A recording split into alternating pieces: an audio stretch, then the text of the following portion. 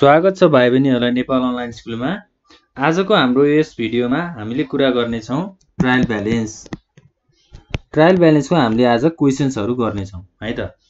अब ट्रायल ब्यालेन्सको क्वेसन्सहरू चाहिँ हामी अब लेख्दै जाउँ। सुरुमा हाम्रो छ opening stock.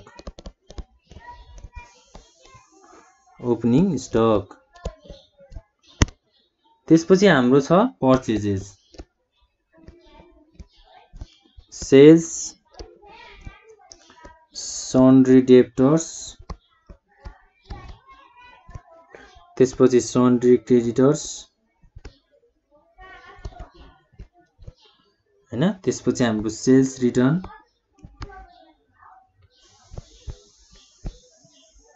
Purchase return, capital, drawing र हाम्रो क्याश ब्यालेन्स। यो आइटम्सहरूलाई चाहिँ हामीले ट्रायल ब्यालेन्समा आज हामीले ट्रायल ब्यालेन्समा इन्क्लुड गर्छौँ। अब ओपनिङ स्टकको अमाउन्ट कति छ त्यो लेखौँ। ओपनिङ स्टक भनेको हाम्रो 10,000, पर्चेजेसमा हाम्रो 20,000, सेल्स भनेको हाम्रो 36,000, सन्ड्री डेब्टर्स भनेको हाम्रो 5,000, 6,000 क्रेडिटर्स, 500, 1,000, त्यसपछि क्यापिटल 20,000, 1,500 र 26,000। ल यो लिस्टलाई चाहिँ यो अकाउन्टको लिस्टलाई चाहिँ हामीले अब ट्रायल ब्यालेन्समा भर्छौँ हैन। ट्रायल ब्यालेन्समा हामी पोस्ट गर्छौँ। रिक्वायरमेन्ट हाम्रो के छ त यहाँ क्वेसन्समा चाहिँ यसरी रिक्वायरमेन्ट्स भनेर आउँछ। ट्रायल ब्यालेन्स एज अन 31 असार हैन। असार 31 मा चाहिँ हामीले यो ट्रायल ब्यालेन्स प्रिपेयर गर्नुपर्ने रहेछ। अब यसरी नै हामीलाई एक्जाममा चाहिँ क्वेसन सोध्छ के हैन। यही फर्मेटमा जस्तै अब प्रिपेयर अ ट्रायल ब्यालेन्स भनेर भन्न सक्छ माथि हैन, अथवा अरु केही भन्न सक्छ। अनि तल रिक्वायरमेन्टमा चाहिँ के भन्छ त हाम्रो यसरी रिक्वायरमेन्टमा चाहिँ ट्रायल ब्यालेन्स एज अन 31 असार भनेर ट्रायल ब्यालेन्स बना भनेर सोध्छ। र यो चाहिँ एक्जाममा एकदमै इम्पोर्टेन्ट छ हैन। यसले चाहिँ मार्क्स चाहिँ राम्रो कभर गर्छ। यति जानियो भने एक्जाममा राम्रो मार्क्स ल्याउन सकिन्छ। त्यही भएर यो कुरा चाहिँ एकदम ध्यान दिएर हेर्दिनु होला। अब म ट्रायल ब्यालेन्सको फर्मेट बनाउनतिर लाग्छु है त। अब ट्रायल ब्यालेन्सको फर्मेट बनाउँदा सुरुमा हामीले ट्रायल ब्यालेन्सको हेडिङ लेख्नु पर्यो। ट्रायल ब्यालेन्स एज अन 31 असार हैन। अब फर्मेट बनाउन लागौँ है त।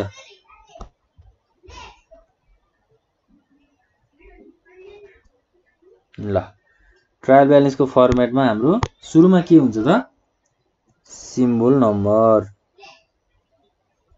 हैन। त्यसपछि हाम्रो के हुन्छ त हेड्स अफ अकाउन्ट, त्यसपछि लेजर फोलियो र हाम्रो डेबिट अमाउन्ट र क्रेडिट अमाउन्ट चाहिँ ट्रायल ब्यालेन्समा हुन्छ। ल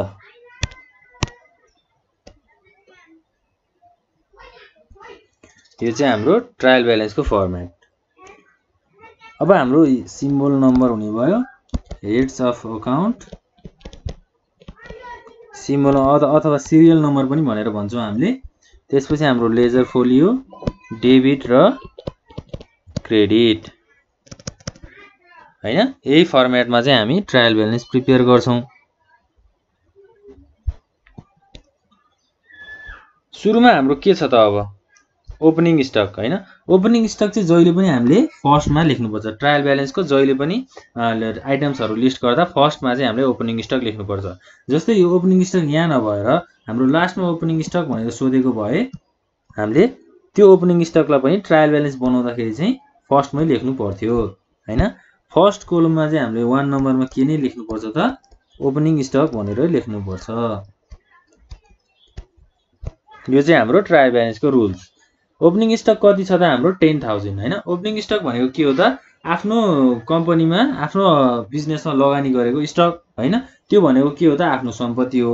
भनेपछि हाम्रो कुन साइडमा हुन्छ त डेबिट साइडमा हुन्छ हैन आफ्नो सम्पत्ति हो नि त त्यही भएर हामीले त्यसलाई डेबिट साइडमा लेखेका हौं 2 नम्बरमा के छ त हाम्रो पर्चेज हैन पर्चेज भनेको के हो त कुनै सामान किन्नु कुनै सामान किनिसकेपछि हाम्रो के आउँछ त सामानहरु हामीलाई आउँछ हैन अब जस्तै एबीसी कम्पनीले सामान बेचेको छ भने उसले आफ्नो जर्नलमा के लेख्छ त हामीले क्याश दिइसकेपछि हामीले क्याशमा उसको सामान किनेर ल्याइसकेपछि उसले cash account debit to sales भनेर अथवा कुनै इक्विपमेन्टहरु सेल गर्यो भने चाहिँ जस्तै उसको सामान गयो तर उसलाई क्याश आयो नि त भनेपछि उसले क्याश अकाउन्ट डेबिट भनेर लेख्छ हो यसैगरी हामीले पर्चेज अकाउन्ट अब गरिसकेपछि चाहिँ हामीलाई सामानहरु आउँछ भनेपछि हामीले के गर्छौं त पर्चेज अकाउन्ट चाहिँ हामीले डेबिटमा लेख्छौं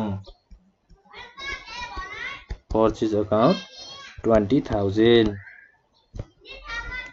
त्यसपछि हाम्रो 3 मा सेल्स भनेको के हो त कुनै पनि सामान बेच्नु हैन सामान बेचिसकेपछि के हुन्छ त सामान गयो हैन सामान गएपछि के हुन्छ त क्रेडिट 36,000 त्यसपछि 4 नम्बरमा के छ त हाम्रो सन्ड्री डेब्टर्स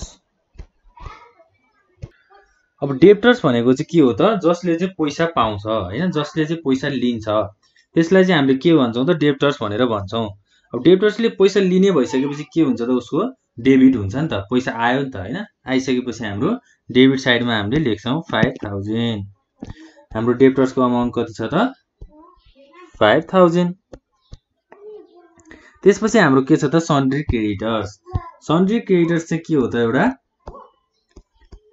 क्रेडिटर्स भनेको चाहिँ कसैलाई पैसा दिने कसैलाई सामान दिने हैन अब उसले उधारमा सामानहरु लिएर गएको छ जस्तै तपाईले कुनै पसलबाट चाहिँ सामान चाहिँ जस्तै एउटा कम्प्युटर चाहिँ उधारमा ल्याउनु भयो अब त्यो उधारमा ल्याएको सामान उसलाई के भन्ने त्यो कम्प्युटर पसलेलाई चाहिँ के भन्छौं त हामी क्रेडिटर्स भनेर भन्छौं उसले के दियो त सामान दिएपछि के हुन्छ त उसको जान्छ हैन उसको सामान गइसकेपछि उसले के हुन्छ त अब 6,000 चाहिँ हामीले क्रेडिटमा लेख्छौं हैन त्यसपछि अब हाम्रो 7 नम्बरमा 6 नम्बरमा हाम्रो के छ त अर्को सेल्स रिटर्न हैन सेल्स रिटर्न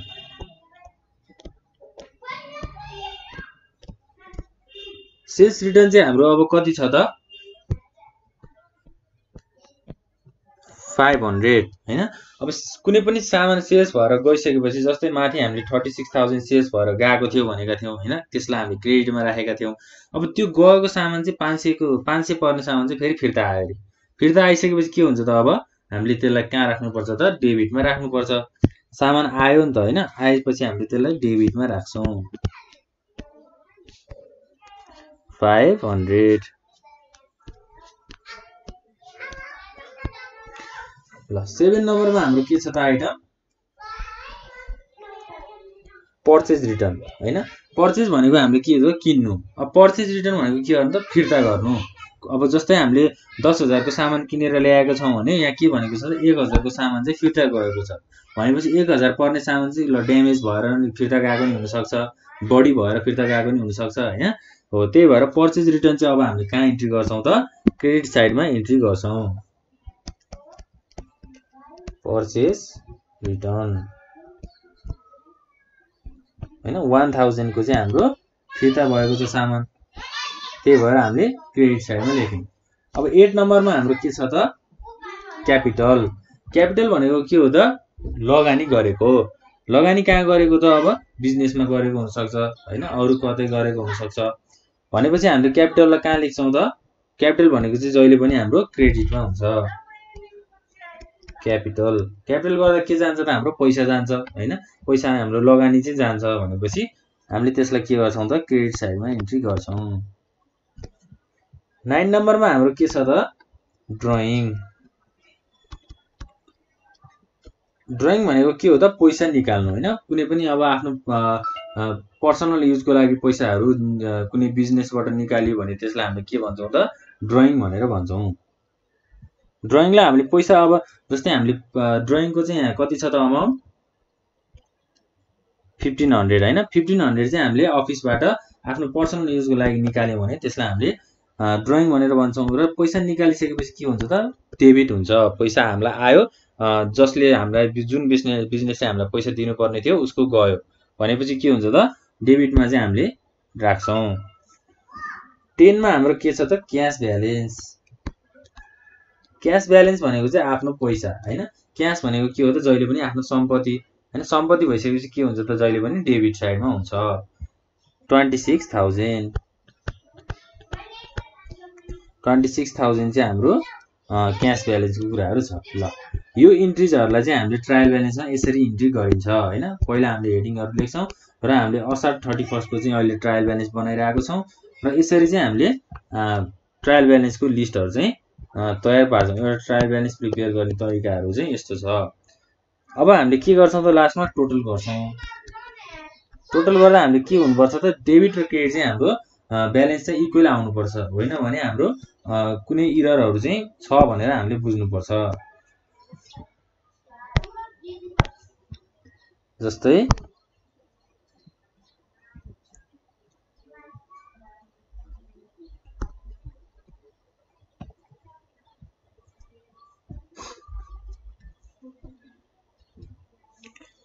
हाम्रो यहाँ कोलम अलिक पुगेन, कोलमलाई तानौँ हामी हैन। त्यसपछि तलको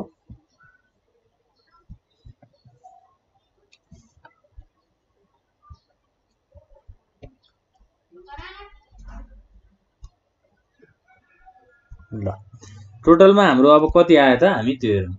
सुरुमा हाम्रो 20 + 10 30,000 हैन। 30 + 5 35,000। 35 र 26,000 ले कति हुन्छ त हाम्रो 36 + 30 35 + 26 + 1500 + 500 भनेको हाम्रो टोटल क्याल्कुलेटर गर्दा कति आउँछ त 63,000। अर्को हाम्रो के छ त 36,000 + 6,000 हैन। त्यसपछि 1,000 र 20,000 भनेको कति हो त 6 + 1 7,000 7,000 + 20,000 27,000 27,000 + 36,000 भनेको हाम्रो 63,000। ल हाम्रो के भयो त टोटल चाहिँ हाम्रो डेबिट ब्यालेन्स र क्रेडिट ब्यालेन्स चाहिँ इक्वल आयो भनेपछि के बुझ्नु पर्यो त हामीले गरेको ट्रायल ब्यालेन्सको यो न्युमेरिकल चाहिँ सही छ भनेर हामीले बुझ्नु पर्यो, मिलेको छ भनेर हामीले बुझ्नु पर्यो है त। ल यसरी चाहिँ हामीले ट्रायल ब्यालेन्सहरू चाहिँ प्रिपेयर गरिन्छ। ल आज हामीले ट्रायल ब्यालेन्स कसरी प्रिपेयर गरिन्छ, हामीले आइटम्सहरू कसरी ट्रायल ब्यालेन्समा लिस्ट गरिन्छ भन्ने कुराहरू हेर्यौँ। अब आउने भिडियोजहरूमा चाहिँ हामी अब टाइप्स अफ अकाउन्ट हैन, ट्रायल ब्यालेन्सलाई कसरी एडजस्टमेन्ट गर्ने, क्लोजिङ कसरी गर्ने भन्ने कुराहरू चाहिँ हामी पढ्छौँ र हामीले की टर्म्सहरू चाहिँ ट्रायल ब्यालेन्सको की टर्म्सहरू पढ्नेछौँ। आजको लागि यति नै गरौँ। Thank you very much for watching.